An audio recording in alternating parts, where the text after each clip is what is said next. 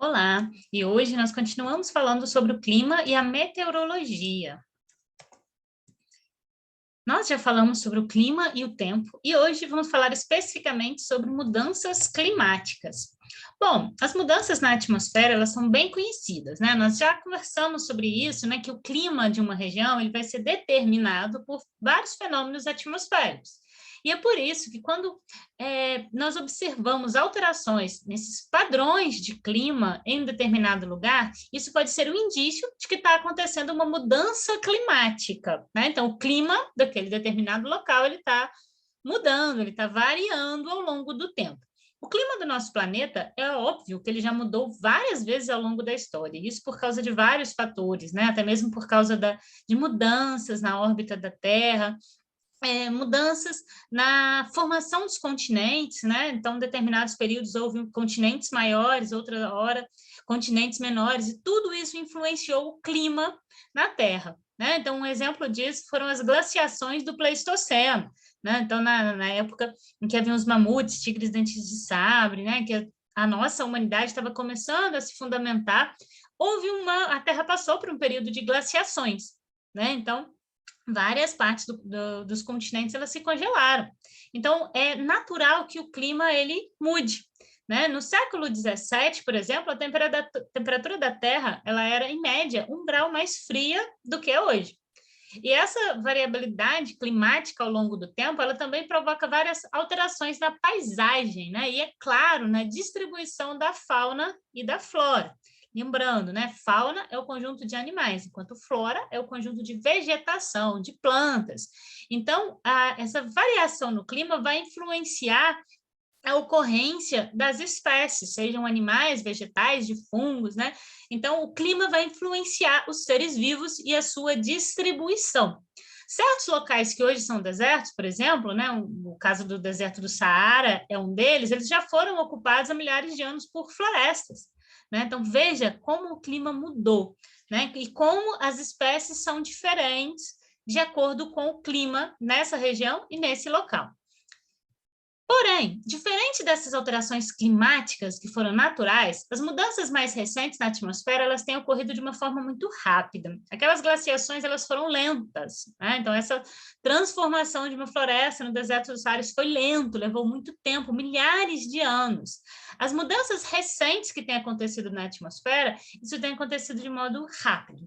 A temperatura do planeta ela vem aumentando em poucas décadas, né? E existem vários dados e evidências que mostram que os gases lançados na atmosfera pelas atividades humanas, como atividade industrial e atividade agropecuária, que não são atividades naturais, elas estão relacionadas a esse aquecimento na nossa atmosfera. Aqui tem um gráfico, nós temos no eixo X os anos, né? Então 1850 até o ano de 2010, e no eixo Y, a variação da temperatura, né? Então, quanto variava essa temperatura? Não variava quase nada, percebam que está tudo em torno de zero. Olha depois aqui de 1900, como que essa variação na temperatura, ela aumentou, né? Então, essa variação, ela está aqui, né, subindo ainda, né? Chegou a 1 grau e continua aumentando. O ano de 2019 foi o ano mais quente que já foi registrado, desde que a NASA e a Administração Nacional Oceânica e Atmosfera dos Estados Unidos, eles começaram a trabalhar juntas para estudar essas temperaturas em todo o planeta. Para rastrear essas temperaturas globais, os cientistas eles usam dados de mais de 20 mil estações meteorológicas que são localizadas na Antártica, além de outras observações que vão ser baseadas em navios e boias de temperatura na superfície do mar. Então, esses dados eles são baseados em evidências meteorológicas e já foi comprovado que durante décadas esse aquecimento global ele vem aumentando gradativamente. Bom, e por quê? Por que isso está acontecendo, né? Então, isso tem relação com vários fatores de atividade humana. Um desses fatores da atividade humana é o desmatamento, né? Então, o que é o desmatamento? A destruição das florestas, o que leva a alterações no ciclo hidrológico, que todo mundo se lembra, é o ciclo da água. O vapor da água atmosférico, ele vai ser produzido por causa da ação do sol sobre a água do mar, dos rios, dos lagos e também pela transpiração das plantas. Se lembrem do ciclo da água.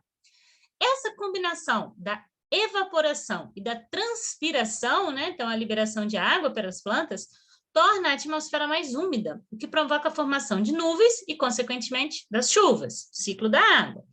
Quando a gente remove a vegetação, isso vai alterar o clima. Por quê? Porque isso diminui a quantidade de vapor de água na atmosfera, que vinha da transpiração das plantas, reduz a umidade do ar e, consequentemente, também reduz a formação de nuvens e das chuvas. Só para a gente entender um pouco melhor. Aqui, floresta intacta repõe a umidade do ar. Então, as plantas, né, a vegetação, a floresta puxa a umidade do mar, as plantas transpiram e isso tudo faz com que a evaporação aumente a umidade do ar, formem as nuvens e haja chuva. O desmatamento ele vai interromper esse fluxo de água, né? Então, sem as florestas, menos água vinda do mar, a água não volta para a atmosfera e o ar fica cada vez mais seco, formam-se menos nuvens. O que é um ciclo vicioso. Como assim? Você tem menos floresta, menos chuva. Se você tem menos chuva, você tem menos plantas e menos floresta. Então, você tem cada vez menos água, né? Então, quanto menos floresta, menos chuva, menos água. E isso aumenta a savanização, que é um problema que a floresta amazônica ela tem enfrentado. Né? Então, várias áreas que eram de florestas hoje se tornam savanas, né? E não são savanas naturais, são savanas que foram causadas pelo empobrecimento da floresta, que tem menos árvores e menos natureza, né? De modo geral. Boa parte da umidade que é produzida pela floresta amazônica, ela vai ser carregada pelos ventos, causando chuvas no centro-oeste e no sudeste do Brasil. Então, o problema, ele não fica restrito à floresta amazônica. O desmatamento que é provocado na floresta amazônica, ele leva a alterações climáticas também em outras áreas. Quando as chuvas caem sobre os continentes, parte da água escorre pela superfície, penetra no solo e forma rios, que podem ser utilizados pelas plantas. Então, quando você interrompe o ciclo da água aqui, né, nós já falamos sobre isso interfere também no clima aqui na região centro-oeste e na região sudeste do Brasil, porque impede a formação dos rios aéreos que trazem as chuvas para essa região. Nós temos visto, né, nos jornais e nas matérias, como que a seca tem se intensificado nessas duas regiões todos os anos. Infelizmente, nós vemos várias queimadas, né, e várias safras de vários tipos de alimentos sendo perdidas por causa das secas, né? Nós vemos crise hídrica no centro-oeste e no sudeste, que é causada pela interrupção, né, desses rios aéreos que são formados na floresta amazônica, né? Então, o desmatamento, ele causa alterações não só em cima da floresta amazônica, mas em outras regiões também. A remoção da cobertura vegetal, ela também pode afetar a temperatura da terra em si, né? As plantas, elas liberam para a atmosfera uma série de materiais que, ao se combinarem com o oxigênio, conseguem refletir parte da radiação. Assim, a redução da cobertura vegetal também diminui a liberação desses materiais na atmosfera. E, por isso, a radiação solar ela atinge com mais intensidade a Terra, o que leva ao aumento da temperatura como um todo. Como assim, professora? Vamos entender, né? Então, você tem aqui a floresta. A floresta ela leva à formação das nuvens, né? Ela aumenta a formação das nuvens por causa da evapotranspiração, e ela também protege o solo da radiação. A radiação solar não atinge diretamente o solo por causa da floresta, né? Então, aqui nós temos a determinada situação acontecendo na floresta. Quando você reduz um pouco, né? Então, aqui nós temos a agricultura em pequena escala, né? Você ainda tem um pouco de floresta, você tem vários tipos, né? Você tem árvores frutíferas, tem uma plantação de milho, criação de gados, pequenas residências. Você aumenta um pouco a temperatura do ar e do solo, né? Que está em cerca de 1,8 graus Celsius, e reduz um pouco a evapotranspiração, de 10%. Se você remove completamente a cobertura vegetal, esse aumento da temperatura ele sobe para mais de 3 graus Celsius, né? Então, você tem aridez e você tem pouca chuva. Então, o clima ele fica mais árido e menos chuvoso. E a evapotranspiração, ela cai em 27%. Então, a formação de chuva ela é muito escassa, ela é muito pequena, né? Então, percebam como há um aumento drástico da temperatura nessas situações. Bom, tudo isso que eu estou falando tem relação com um fenômeno natural da Terra, que é o efeito estufa. O que é esse efeito estufa? Eu tenho certeza que vocês já ouviram falar. Ele é indispensável para a vida na Terra. Por quê? Vamos entender como que ele acontece, né? Que a radiação, o Sol, ele emite ondas eletromagnéticas. Essas ondas eletromagnéticas, elas carregam luz e calor. Essa radiação solar, ela atravessa a nossa atmosfera e a maior parte da radiação ela vai ser absorvida pela superfície terrestre, o que deixa a nossa Terra quente, né? Então, essa radiação ela vai ser absorvida e mantém a atmosfera quente. Parte da radiação vai ser refletida e volta pelo espaço, isso por causa das nuvens da própria superfície da Terra, e parte dessa radiação, o calor, vai ser refletida para a superfície da Terra, mas não retorna ao espaço. A nossa atmosfera ela funciona como uma estufa. Como assim? Ela mantém esse calor preso na nossa atmosfera. E por que isso acontece? Porque alguns dos gases da nossa atmosfera eles têm a capacidade de absorver o calor. Quais são esses gases? São esses daqui. Né? Então, vamos interpretar esse gráfico de pizza. Né? Qual é o principal gás do efeito estufa? A gente vê aqui que é o gás carbônico, mais de 60%. Depois vem o metano, depois esses CFCs, que são clorofluorcarbono, depois o ozônio e o óxido nitroso. Então, esses são os gases responsáveis por absorver o calor que chega à Terra, né, vindo do Sol. Isso é muito importante. Sem o efeito estufa, a temperatura média do planeta ela seria muito mais baixa, mais ou menos 15 graus a menos. Né? Então, isso dificultaria muito e impediria a vida de muitos seres vivos. Né? Talvez a vida da Terra nem teria evoluído como evoluiu se não fossem os gases do efeito estufa. Então, o efeito estufa ele é bom. Qual o problema disso? Então, por que a gente fica falando mal do efeito estufa? Porque o problema é o excesso do efeito estufa, né? A intensificação desse efeito estufa. Desde a Revolução Industrial, que foi há mais ou menos 200 anos, vocês devem estudar isso em história, a concentração de gás carbônico na atmosfera vem só aumentando. Por quê? Porque queimam-se combustíveis fósseis, né? Isso na indústria, nos carros, para a produção de energia. Então, essa queima de combustíveis fósseis, em geral petróleo, aumenta a quantidade de gás carbônico. Vamos dar uma olhada aqui nesse gráfico, né? Então, aqui tem bilhões de toneladas de gás carbônico. E aqui os anos, 1750, 1800, 1800. Olhem a partir de 1850, com a quantidade de gás carbônico que passou a ser emitido na natureza. Uma quantidade absurda, né? Então, aqui está separado por países, né? Então, aqui a gente tem Estados Unidos, China, Rússia, Alemanha, Japão, Índia, aqui o Brasil. Então, a gente percebe que existe uma diferença, né? Nem todos os países emitem a mesma quantidade de gás carbônico, mas percebam que esse aumento ele se deu depois da Revolução Industrial. Naturalmente, isso era muito pequeno, né? Então, isso mantinha um efeito estufa que era estável. Agora, a gente tem intensificado esse efeito estufa. Naturalmente, olha o que emitia o gás carbônico. Era o processo da respiração, a respiração das plantas, dos animais, a respiração de modo normal, né? Os organismos que morriam também emitem, né? Que morrem ainda emitem.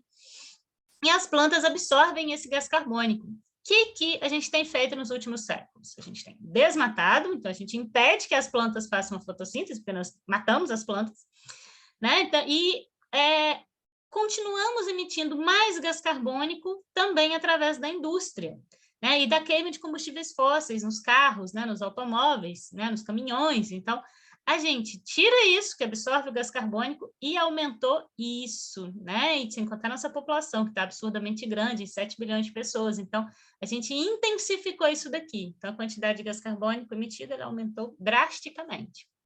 Quando queimados, os combustíveis fósseis, eles liberam gás carbônico e também outros gases do efeito estufa, o que aumenta a retenção dessa radiação que fica retida no nosso planeta.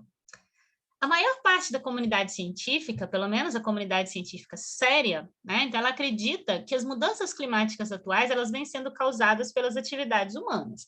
Quando eu digo que os cientistas acreditam, quer dizer que isso tem relação com dados e evidências meteorológicas, né? Então não é apenas acredita do nada, acredita com base em muitos dados, muitas pesquisas e muitas evidências. O aumento gradativo dessa emissão de gases do efeito estufa nos últimos séculos tem sido responsável pelo rápido aumento na temperatura média do planeta. Isso é um fato. A temperatura do planeta tem aumentado. Isso não é uma hipótese, não é uma teoria, é um fato, tá certo? Esse fenômeno ele é conhecido como aquecimento global. Esse aquecimento global ele tem várias consequências para todos os seres vivos, incluindo para o ser humano. Por isso existe um movimento global, né, pela ONU, por vários governos, né, são até painéis intergovernamentais, que eles promovem essa redução global dos gases do efeito estufa, para a gente tentar minimizar esse aquecimento global. Mas quais são as consequências do aquecimento global, né, desse aumento do efeito estufa? Primeiro, mudanças climáticas globais. Quando eu falo em aquecimento global, não é apenas o aumento da temperatura, mas são mudanças climáticas. Ou seja, esse aumento de 1 grau na temperatura global do planeta, ele vai causar secas extremas em alguns pontos, e não quer dizer que vai aumentar 1 grau aqui, não. Em alguns lugares vai aumentar 3, 4, 5 graus durante o verão. Então, os verões, eles vão ser extremamente quentes, né? Então, alguns locais vão ter secas intensas com a redução da produtividade, então as lavouras vão produzir menos, então o preço do alimento ele vai tender a aumentar, né? Então, tempestades e secas muito intensas, a gente já tem visto isso, né? Então, em vários locais, as tempestades e as chuvas têm vindo de maneira muito forte, né? Provocando alagamento, desmoronamento de encostas, obviamente, né? A morte de muitas pessoas.